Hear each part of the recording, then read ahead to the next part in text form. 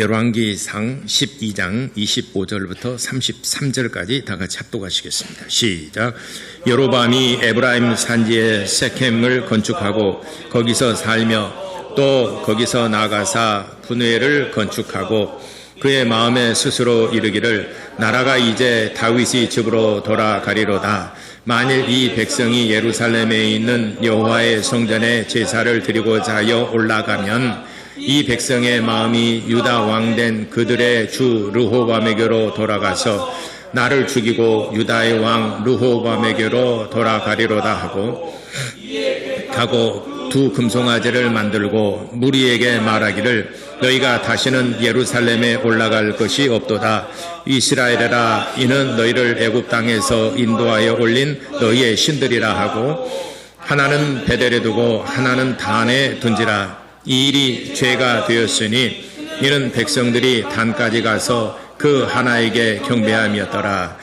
그가 또 산당들을 짓고 레위 자손 아닌 보통 백성으로 제사장을 삼고 8째 달 곧 그 달 5째 날로 절기를 정하여 유다의 절기와 비슷하게 하고 제단에 올라가되 베델에서 그와 같이 행하여 그가 만든 송아지에게 제사를 드렸으며 그가 지은 산당의 제사장을 베델에서 세웠더라. 그가 자기 마음대로 정한 달 곧 6째 달 15째 날로 이스라엘 자손을 위하여 절기를 정하고 베델에 가서 제단에 올라가서 분향하였더라. 하나님은 공의로우시다. 두 번 고백하겠습니다. 시작. 하나님은 공의로우시다. 하나님은 공의로우시다. 공의롭다, 공의로우시다 하는 말은 누구에게나 지위 고하를 막론하고 그리고 동서고금을 막론하고 남녀노소를 불문하고 누구에게나 똑같이 적용이 되어진다 하는 말입니다. 지위 고하에 따라서 남녀노소에 따라서 그 법의 기준이 달라진다면 이는 공의롭지 못합니다. 그래서 하나님이 공의로우시다 하는 말은 누구에게나 똑같이 적용이 되어지는 법을 이스라엘 백성들에게 주셨습니다.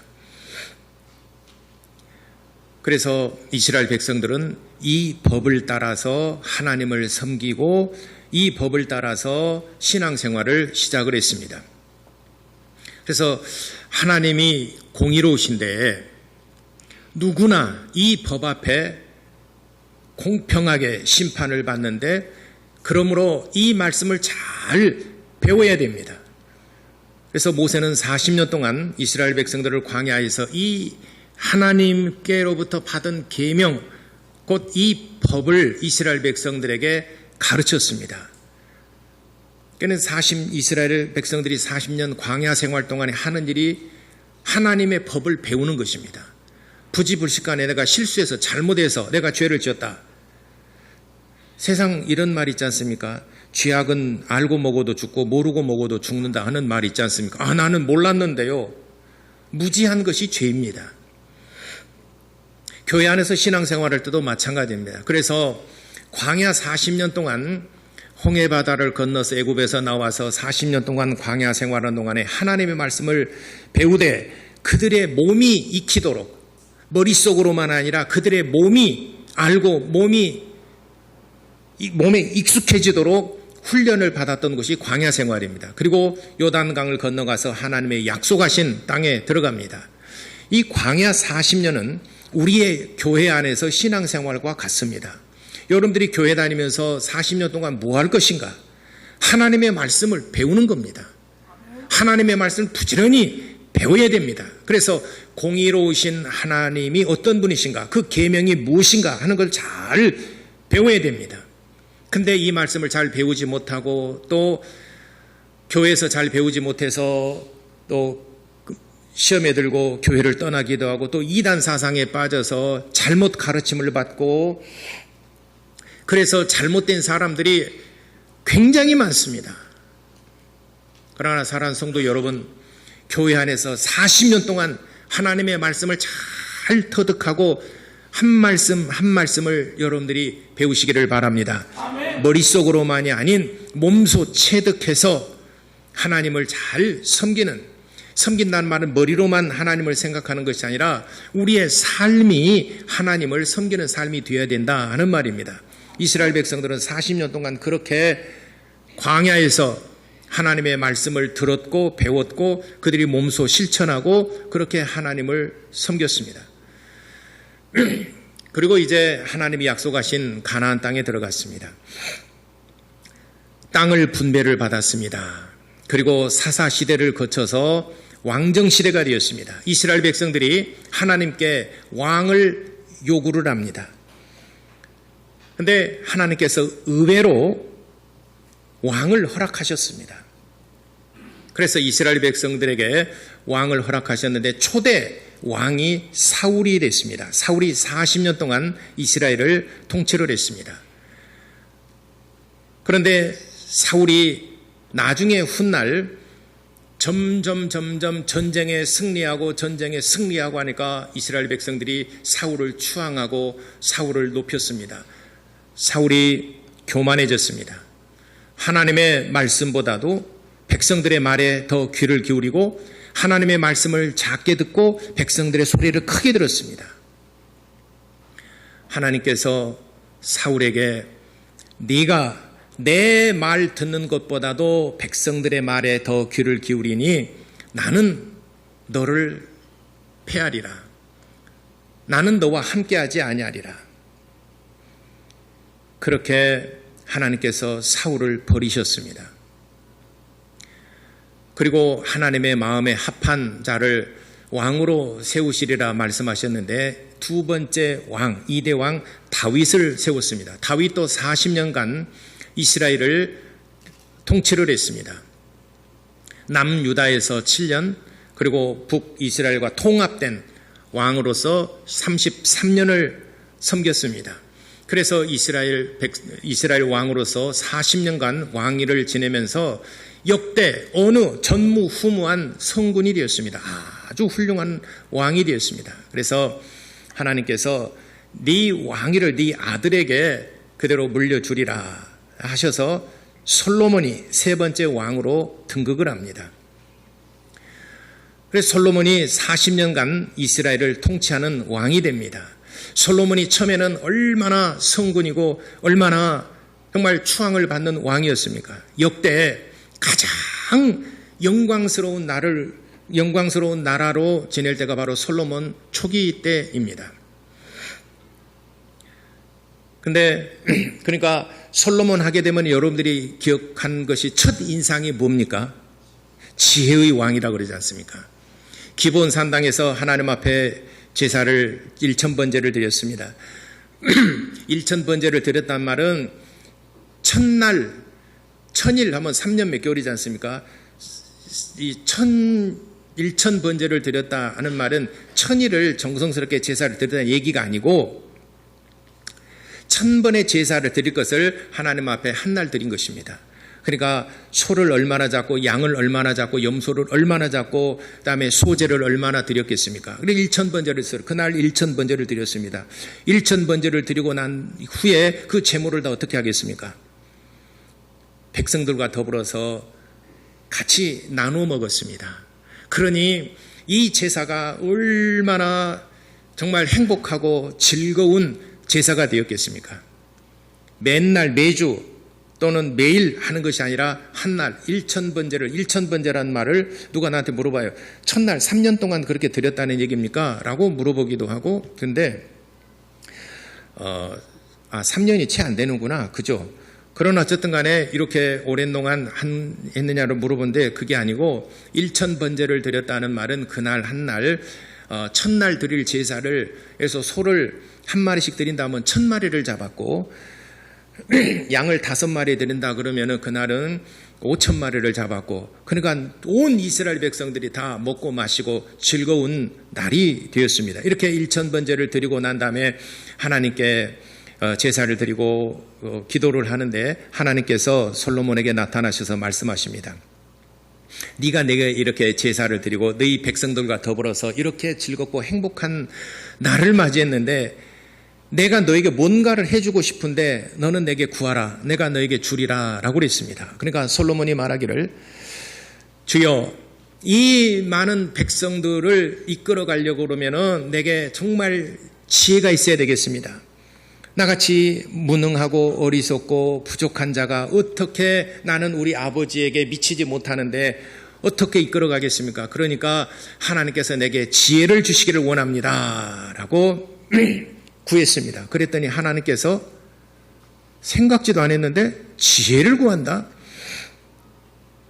그래서 네가 다른 사람들은 부귀와 영화, 권력과 또 다른 것들을 구하는데 너는 지혜를 구하였으니 내가 지혜와 함께 내가 이 부귀 영화를 너에게 더하여 주리라 하셨습니다. 그래서 솔로몬이 얼마나 많은 부귀 영화를 누리고 얼마나 많은 지혜로서 이스라엘 백성들을 잘 다스렸는지 모릅니다. 그가 얼마나 지혜로웠던지 시편을 3,000편이나 시편을 1,005편, 1,000편을 지었고 그리고 잠언을 3,000개 잠언을 말씀하였습니다. 그리고 백향목으로부터 질경이까지 모르는 것이 없다라고 그랬습니다. 백향목은 가장 고귀한 나무입니다. 성전을 지을 때 인테리어는 정말 귀한 나무로 쓴 게 백향목입니다. 질경이는 탐장 넝쿨은 어디를 가든지 흔하게 볼 수 있는 그런 것들입니다.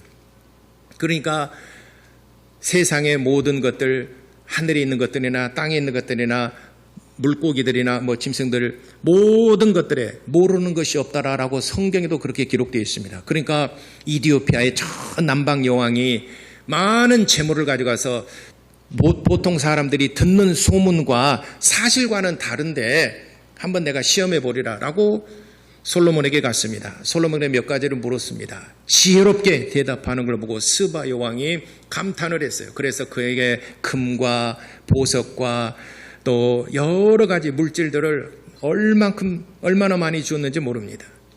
그 지혜의 말을 들으려고. 보통 사람들은 소문이라는 것이 더 이렇게 크게 부풀려서 들리는데 내가 듣는 소문과 똑같습니다. 다름이 없습니다. 이렇게 스바 여왕이 솔로몬을 보고 많은 재물을 주었습니다. 그러니까 솔로몬은 모르는 것이 없을 정도로 정말 하나님이 그에게 지혜도 주셨고 또 부귀영화도 다 주셨습니다. 만일 하나님께서 여러분들에게 나타나셔서 내가 너에게 무엇을 주랴 한 가지만 구하라 라고 한다면 여러분 뭘 구하겠습니까? 마음속에 제가 축복할 겁니다. 마음속에 한번 생각해 보세요. 하나님께서 한 가지만 구하라 한다면은 여러분 뭘 구하겠습니까? 자, 제가 축복하겠습니다. 주여 내 빚 좀 갚아 주옵소서. 하나님은 빚을 갚아 주시는 하나님이신가? 하나님 나 좀 젊게 해 주옵소서. 세월은 거스릴 수 없느니라.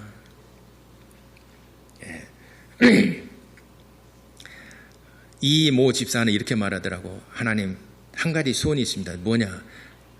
딱 한 가지 내가 소원을 빌겠습니다. 뭐냐 했더니 하나님 내게 10가지 소원을 들어줄 수 있도록 하나님 해주십시오.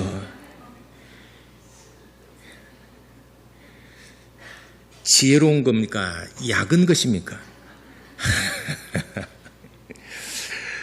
이모 집사님이 근데 여러분 이모 집사님은 이게 기미박이지 않습니까? 그게 여러분 모를 줄 알고 근데 여러분 어찌 보면 다 아는 것 같아요. 또 그 여러분 눈빛이 아무개 집사분 아닙니다.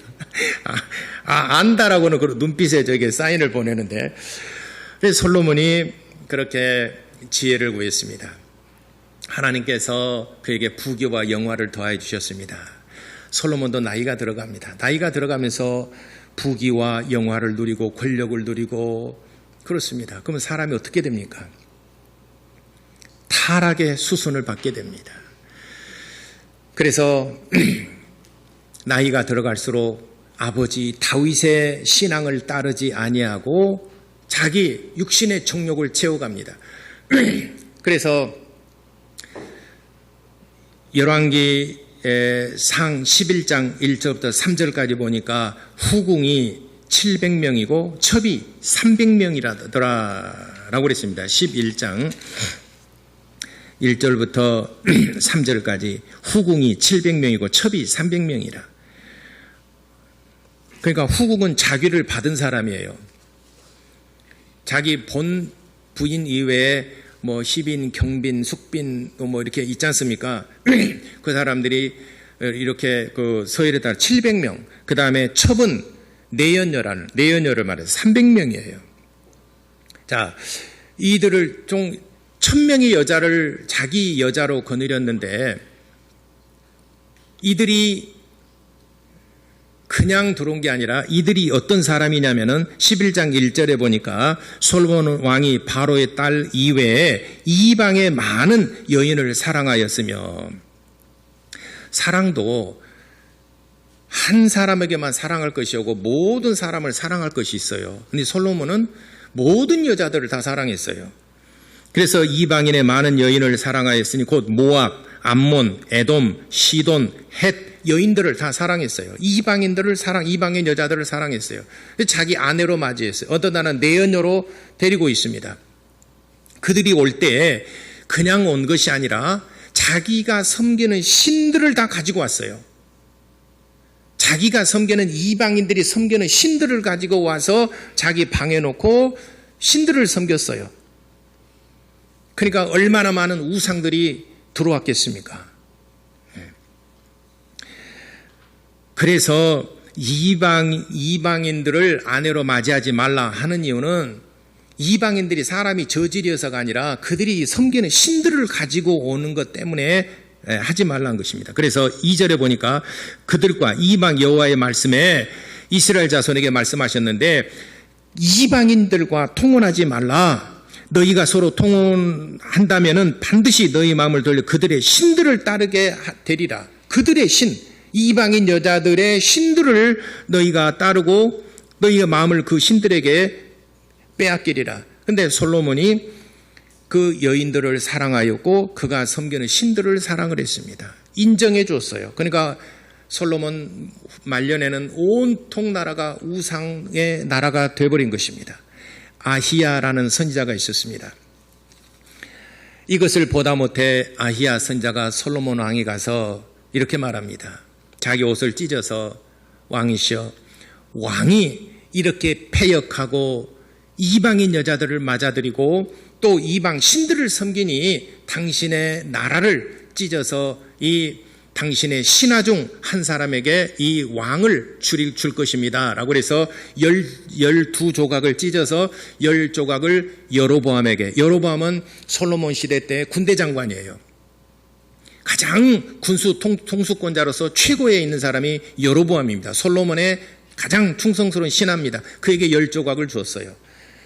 그리고 솔로몬에게 한 조각을 주었습니다. 이게 10대 1이죠. 10배 더 많은 것을 주었으니 사실상 권력이 넘어간 것이지 않습니까? 그래서 솔로몬 말년에 이렇게 북이스라엘과 남유다가 갈라지게 된 결정적인 배경이 바로 여자들 문제 때문에 그런 것입니다. 여자 문제. 그래서 북이스라엘과 남유다로 갈라지게 되는데 솔로몬이 죽자마자 여로보암이 반란을 일으켰어요. 그리고 애굽으로 내려갔습니다. 애굽에서 내려가서 10지파 사람들과 마음을 같이 했습니다. 그리고 솔로몬의 아들 르호보암은 젊습니다. 그러니까 여로보암은 나이가 아버지 뻘이에요. 나이가 많고, 그리고 르호보암은 솔로몬의 아들로서 젊습니다. 근데 왕위를 계승하는 것은 아들이 왕권을 가져가죠. 르호보암이 남유다의 왕이 되었는데 이제 그 여로보암이 10지파들과 함께 뜻을 같이 하면서 르호보암에게 사신을 보냅니다. 그러면서 몇 가지 요구사항을 전달합니다. 첫째, 당신의 아버지는 이스라엘 우리 백성들에게 너무 많은 고된 노역을 시켰습니다. 그 노역도 바로 성전을 짓는 것이라면 명분이 있지 않습니까? 예루살렘에 성전을 짓는 일이라면 명분이 있어요. 예를 들어서 여러분들이 우리가 교회를 건축하자 했을 때 분명한 명분이 있기 때문에 여러분들이 온 마음을 그 다음에 물질을 쥐어 짜내서 이 성전, 이 예배당을 짓는데 아마 협조하고 헌신할 것입니다. 근데 제가 여자를 많이 두었어요. 근데 여자들을 많이 두면 그들도 거처들을 한 방에 한 사람당 그래도 한 방은 줘야 되지 않겠습니까?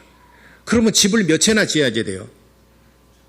1000채를 지어야지 돼요. 이거 짓는데 여러분들이 헌금 좀 해주시기 바랍니다. 한다 그러면 여러분 하겠어요? 안 하겠어요? 성가대부터. 그래도 제일 믿을 수 있는 사람은 성가대지 않습니까?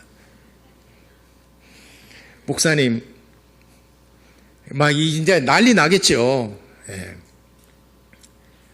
뭐 어떤 사람은 교회 떠난다, 어떤 사람은 목사를 고발한다, 횡령에다가 뭐 여자 문제가 복잡하다, 횡령에다 아니면은 조용히 떠난 사람, 뭐 주의 종은 대적하지 말라 했으면 교회 떠난다, 사람은 별 사람 다 나오고 다 명분이고 다 옳은 얘기입니다. 그렇죠? 만약 목사가 그런다면은 뭐 당연히 그렇게 되겠죠. 근데 이스라엘 백성들은 참 그래도 훌륭해요. 우리 교인들만큼의 훌륭한 것 같아요. 다 했어요, 그거를. 후궁을 위해서 집을 700채, 또 첩을 위해서 또 첩까지 300 짓는데 이스라엘 백성들이 노역에 동원되고 세금을 많이, 돈이 있어야 이걸 하지 않습니까? 왕의 여자들까지 백성들이 세금으로 충당을 했습니다. 여로보암이 백성들의 마음을 너무 잘 알아요. 그래서 왕에게 그렇게 이제 르호보암 아들에게 요구를 합니다. 당신의 아버지는 이스라엘 백성에 너무 고된 노역을 시켰고 그 다음에 너무 과도한 세금을 걷었습니다. 그러니 백성들의 삶이 당신이야 삶이야 잘 살겠지만은 얼마나 백성들의 삶이 고달프고 힘들겠습니까? 그러니까 노역을 감해 주시고 하지 말자는 얘기도 아니에요. 노역을 감해 주시고 그리고 세금도 경감을 시켜서 백성들이 좀 허리를 이제 조금 펼 수 있도록 해 주시기를 바랍니다. 딱 그거 요구했어요. 르호보암이 그 사신의 말을 전달해 들었습니다. 그리고 이제 그 노소 그 대신들이 있지 않습니까? 나이든 대신들에게 물어봤습니다. 여로보암이 이렇게 내게 요구를 했는데 어떻게 생각하십니까? 그러니까 나이든 대신들이 옳습니다. 백성들의 삶이 너무 힘이 듭니다. 그러니까 왕께서는 여로보암의 말을 받아들여서 백성들이 삶이 좀 허리를 펴고 난 다음에 또 하더라도 그렇게 하는 것이 좋을 것 같습니다. 하고 노인들이 그렇게 얘기를 했습니다. 알겠습니다. 잠시 물러가 주십시오. 그리고 르호보암과 동년배들 비슷한 젊은 소년들을 불러서 또 젊은 대신들 불러서 물었습니다. 어떻게들 생각하시는가 물었습니다. 그랬더니 당치도 않은 말씀입니다. 저들이 아직도 정신을 못 차려서 그렇습니다. 당신의 아버지는 채찍으로 다스렸다면 당신은 전갈 채찍으로 다스리소서. 백성들은 속된 말로 개 패듯이 패야 됩니다. 저들은 개 돼지입니다. 뭐 이런 비슷한 얘기입니다. 더 강력하게 아버지는 채찍으로 맞으면 아프지만 죽지는 안 하지 않습니까? 근데 전갈은 독이 있는 겁니다. 전갈 채찍으로는 더 혹독하게 다스려야 됩니다. 라고 젊은 대신들이 얘기를 합니다. 알겠습니다. 그리고 여로보암의 사자들을 불러서 이렇게 얘기를 했습니다. 나는 당신들의 말과 노인들의 말을 나는 받아들일 수 없습니다. 우리 아버지는 채찍으로 다스렸다면 나는 전갈 채찍으로 다스릴 것입니다. 라고 최후 통첩을 했습니다. 그러니까 여로보암이 애굽에 있다가 북쪽으로 올라가서 사마리아에 성읍을 삼고 거기다가 세겜에 나오죠. 세겜에 건축을 했습니다. 에브라임 산지 세겜에 건축하고 여로보암이 북이스라엘을 건축을 했어요. 그래서 북이스라엘로는 10지파가 갔어요. 10대 1이죠. 여로보암은 10지파를 데리고 와서 북쪽의 왕이 되었습니다. 사실상 이스라엘의 왕은 여로보암입니다. 아히야 선지자의 말대로 이스라엘의 왕위를 여로보암에게 줬어요. 남유다의 예루살렘의 근거를 둔 남유다 한 지파, 남유다는 르호보암, 솔로몬의 아들 르호보암이 왕이 되었습니다.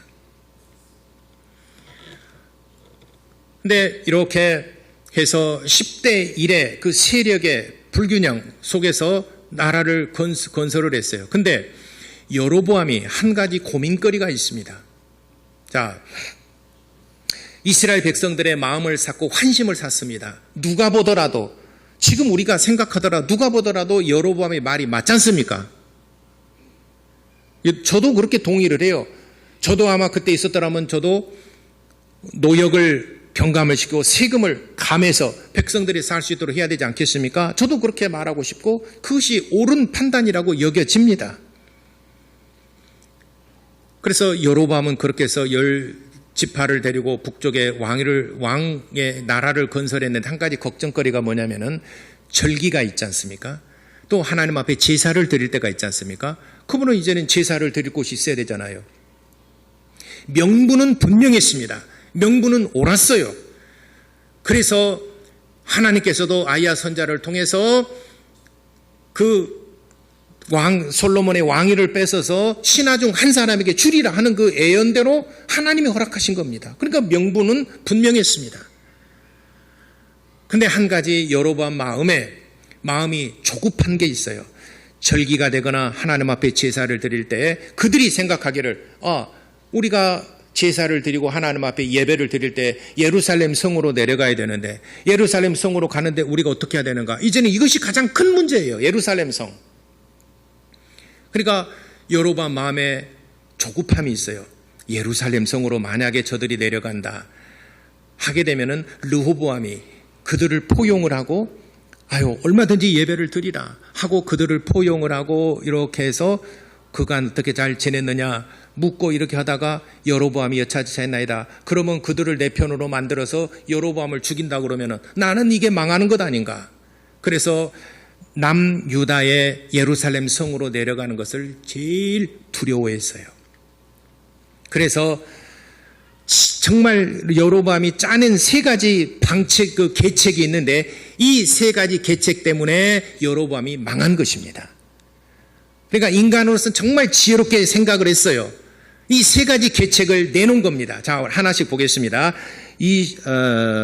몇 절이냐면은 28절에 첫 번째 27절을 보면은 이스라엘 백성이 예루살렘에 있는 여호와의 성전에 제사 드릴 가고자 올라가면 이 백성의 마음이 유다 왕 된 그들의 주 르호보암에게 돌아가니 나를 죽이고 유다의 왕 르호보암이 돌아가면 어떻게 할 것인가. 그래서 계책을 세 가지 나누는데 첫 번째 28절에 이에 계획하고 두 금송아지를 만들고 무리에게 말하기를 너희가 다시는 예루살렘에 올라갈 필요가 없다. 이스라엘아, 이는 너희를 애굽 땅에서 인도하여 올린 너희의 신들이라 하고 금송아지 둘을 만들었는데 하나는 베델에 두고 하나는 텔단에 두었습니다. 금송아지를 만들어서 거기에다가 예루살렘 성전과 비슷하게 성전을 만들고 거기에 금송아지를 놔두고 우리를 인도해낸 신이 바로 이 금송아지다라고 해서 첫 번째 금송아지 우상을 만들어서 베델과 텔단에 세웠습니다. 베델과 텔단의 위치가 어디에 있는가 한번 보겠습니다. 베델은 예루살렘과 거리가 몇 킬로 되지 않아요. 몇 킬로 되지 않아요. 자, 보세요. 저기 보십시오. 좀 더 확대할 수 있나요? 베델 아래 예루살렘 있죠. 베델 아래 예루살렘 있죠. 그곳이 남유다와 북이스라엘의 경계선입니다. 그리고 저 위쪽을 올라오면 파란 갈릴리 호수라고 있죠. 그 위쪽에 또 단이라는 곳이 있죠. 헐몬산입니다. 헤르몬산 또는 헐몬산이 있어요. 헐몬산의 바로 아래에 있는 곳입니다. 그러니까 거기가 북이스라엘의 경계선이에요. 북이스라엘의 경계선이 텔이란 말은 언덕이란 말이에요. 구릉진 곳 언덕이란 말이에요. 또 단에다가 또 신전을 예루살렘과 비슷한 성전을 만들고 거기에다가 금송아지 한 마리를 두었습니다. 그리고 남쪽으로 남유다에 내려가는 예루살렘으로 내려가서 방지하기 위해서 베델에다가 사마리아는 성읍이고 도시고 수도고 베델에다가 딱 그래서 리미트 한계선을 딱 정하고 더 이상 내려갈 것이 없다. 조금만 더 내려가면 예루살렘이잖아요. 더 이상 내려갈 것이 없다. 여기서 우리가 하나님 앞에 제사를 드리자. 우리를 이끌어낸 신이 바로 이 금송아지다라고 그래서 베델과 단에 신전을 만들고 거기에다가 금송아지 한 마리씩을 두었더라. 이게 29절에 하나는 베델에 두고 하나는 단에 둔지라. 이스라엘 백성들이 다른 지역으로 내려가지 못하도록. 그리고 위쪽에 둔 것은 저 위쪽에 사람 아래까지 내려오기 너무 불편해. 그럴 것이 아니라 그냥 거기에서 제사를 드려라 해서 단에 신전을 만들고 거기에 금송아지 첫 번째. 두 번째. 자, 이제 신전을 만들고 금송아지를 거기에 두었습니다. 그러면 누군가 제사를 집례를 해야 되지 않습니까? 제사를 집행하는 지도자가 있어야 될 것 아닙니까? 그때 31절에 그가 또 산당들을 짓고 레위 자손이 아닌 보통 사람으로 제사장을 삼았습니다. 제사장은 레위 지파에서만 나와야 됩니다. 제사장은 레위 지파의 고유의 권한입니다. 근데 레위 지파에 20세 이상 된 자가 너무 부족해요. 그래서 나실인 제도를 만듭니다. 레위 지파가 아니더라도 설령 이방인이라 하더라도 하나님의 계명을 잘 배워서 내가 나실인으로서 이제는 나실에만은 제사장의 반열에서 내가 하나님을 섬기겠습니다 라고 한다면은 그러면 기간을 언제까지 할 것이냐? 어떤 사람은 1년, 어떤 사람은 3년, 어떤 사람은 5년, 어떤 사람은 평생 그렇게 자기가 서원을 합니다. 그러면 나실인이 하지 말아야 될 3가지 계율을 말합니다. 첫째, 시체를 가까이 하거나 시체를 만지지 말아라. 둘째, 머리에 삭도를 대지 말아라. 머리에 삭도를 대지 말아라. 삼손이 나실인이죠. 근데 삭도를 댔잖아요. 그 다음에 세 번째 하나는 또 뭐죠? 예?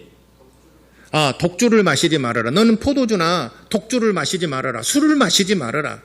일반 백성들은 포도주는 마실 수 있지만은 이제 네가 나실인으로서 살려면은 독주를 마시지 말아라. 포도주라도 너희가 마시지 말아라. 요 3가지를 반드시 지켜야 됩니다. 만약에 실수로 어떻게 하다가 내가 죽은 시체를 봤어요. 그러면 그 날부터 다시 시작됩니다. 그 훈련하는 기간이 다시 시작됩니다.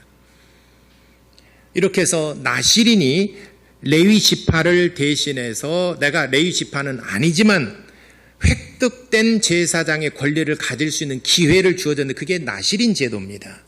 그래서 레위 지파나 나실인이 제사장이 되어야 되는데 레위 지파가 아닌 일반 백성을 제사장으로 삼았고 이것이 두 번째 잘못된 것입니다. 아무나 세웠다는 것이죠. 자격이 없는 자를 세웠다는 것이죠. 그 다음에 세 번째 32절에 8째 달 곧 그 달 15째 날로 절기를 정하여 유다의 절기와 비슷하게 제단에 올라가서 베델에서 그와 같이 행하여 그가 만든 송아지에게 제사를 드렸다라고 그랬습니다. 절기는 하나님께서 이 날 드려라. 예를 들어서 6월절은 7월 15일입니다. 그런데 여기서는 뭐니까 8째 달 15째 날 8월 15일 날 절기를 드리자. 이렇게 비슷하게 만든 거예요. 예를 들어서 우리는 주일날, 주의 날 모여서 예배를 드립시다 했는데 꼭 주일날 해야 됩니까? 화요일날 오면 안 됩니까? 월요일날 오면 안 됩니까? 그래서 날짜를 임의적으로 바꿨어요. 비슷하게. 그래서 6월절이나 또는 맥주절이나 수장절이나 이런 이미 날짜가 정해졌습니다. 또 레위기서에 보게 되면은 그 제사가 있고 또 절기가 있습니다. 근데 제사와 절기를 임의적으로 날짜를 정하고 임의적으로 바꿔서 드린다 이 말이죠. 이스라엘과 똑같이 하지 아니하고 남유다와 똑같이 하지 아니하고 비슷하게 하나님께서 정한 시간, 정한 날짜, 정한 장소가 아니라 임의적으로 만들었어요. 예를 들어서 이런 사람 있죠. 목사님 꼭 교회에 나와서 예배 드려야 됩니까? 집에서 성경 보고 기도하고 찬송하고 집에서 예배 드리면 안 됩니까? 나도 예수 믿어요. 그러면 안 됩니까? 라고 말하는 사람, 그런 얘기 듣지 않습니까? 이 사람은 여로보암의 계책을 따르는 사람이에요. 그러면은 신약 교회는 어떻게 했느냐? 주의 날 떡을 떼기 위하여 모였더라 라고 그랬습니다. 떡을 손을 펼쳐서 떡을 뗄 수 있는 거리에 모여야 되는 겁니다. 떡은 하나죠. 그래서 떡을 뗄 수 있는 거리. 그래서 주일날은 뭐냐? 주의 날이 뭐냐? 떡을 떼기 위해서 모였다. 성찬을 하기 위해서 모였다는 말이죠. 그러니까 떡을 뗄 수 있는 곳에 와야 그것이 예배입니다. 그리고 예배는 공동체로서 드리는 겁니다. 몸의 지체로서 드리는 겁니다. 몸은 하나 모였을 때 지체가 되지 않습니까? 한 몸이 되지 않습니까? 그러니까 떡을 뗄 수 없는 거리에 있다. 나 거기서 나도 예배 드리고 나도 성경 보고 기도하고 찬송하고 저도 예수 믿고 다 하는데요. 뭐가 잘못됐습니까? 이 사람은 여로보암의 계책을 따르는 사람입니다. 안 됩니다. 떡을 떼기 위해서 모였다. 사도행전을 보게 되면 주의 날 떡을 떼기 위해서 모였더라라고 그랬습니다. 그래서 성찬이 중요한, 그 의미가 중요한 것입니다. 그러면 온라인 예배는 어떻게 되는 것입니까? 온라인 예배는 비정상적인 상태 속에서는 어쩔 수 없이 그렇게 할 수 있어요. 예를 들어서 천재지변 또는 전쟁 또는 역병이 돌 때나 아주 정말 비상 상황이나 어쩔 수 없는 위급한 상황, 천재지변, 지진이 일어나거나 또는 전쟁이거나 이럴 때 모일 수 없을 때는 과학 문명의 힘을 빌려서 온라인 예배를 드릴 수는 있어요. 그러나 정상적인 상황 하에서는 떡을 떼기 위해서 정한 장소, 정한 시간에 오셔야 됩니다. 이것이 하나님께서 명령하신 계명을 따라서 하나님을 섬기는 것입니다. 집에서 혼자 다 하지 않습니까? 나도 이렇게 하지 않습니까? 그거는 여로보암의 계책을 따르는 사람입니다. 이 세 가지 계책을 내놨는데 이스라엘 백성들을 이끌었는데 이것 때문에 하나님께서 버림을 받은 겁니다. 아니 솔로몬 그 정말 지혜로운 왕 솔로몬에게 그 왕위를 뺏어서 여로보암에게 줬는데 관리를 잘 못했어요. 그래서 다시 하나님께서는 르호보암의 계보를 통해서 하나님께서 일하시지 않습니까? 숫자가 많다라고 해서 다 잘한 것이 아닙니다. 그래서 우상을 만들었죠. 그리고 직분에 대한 질서를 파괴해버렸죠. 아무나 제사장을 세워버렸죠. 그리고 날짜, 절기를 자기 임의적으로 만들었죠. 그러니까 우리가 하나님을 섬기는 것은 하나님이 정한 말씀을 따라서 하나님을 섬기는 것을 신앙이라고 하는 것입니다. 그렇기 때문에 말할 것 없이 목사가 먼저는 잘 알아야 되지만 성도 여러분들도 하나님의 말씀을 40년 교회 생활하면서 잘 듣고 배우고 깨달아야 됩니다. 여러분이 가지고 있는 일반적인 세상 상식, 보편적으로 다 다른 교회들고 다 보편적으로 이러던데 이것이 정말 비슷한 것이 위험한 것입니다. 여러분 시험 볼 때도 비슷한 것이 제일 어렵지 않습니까? 1, 2, 3, 4 있으면은 이거 4번은 아니야. 2번도 아니야. 근데 1번, 3번 이게 뭐지? 헷갈려. 예. 그것이 사람 정말 어렵게 만드는 거죠. 그러니까 또 찍었는데 틀려 그러죠. 비슷한 거. 처음부터 아닌 것은 명확하게 알면은 그렇게 되면 얼마나 좋겠습니까? 비슷하게 하니까 신앙에 혼선이 오고 헷갈리고 그러는 거죠. 여러분들은 정확하게 하나님 말씀을 배워서 정확한 신앙을 가지고 하나님을 기쁘시게 섬기는 믿음을 갖게 되기를 예수 이름으로 축원합니다. 기도하겠습니다.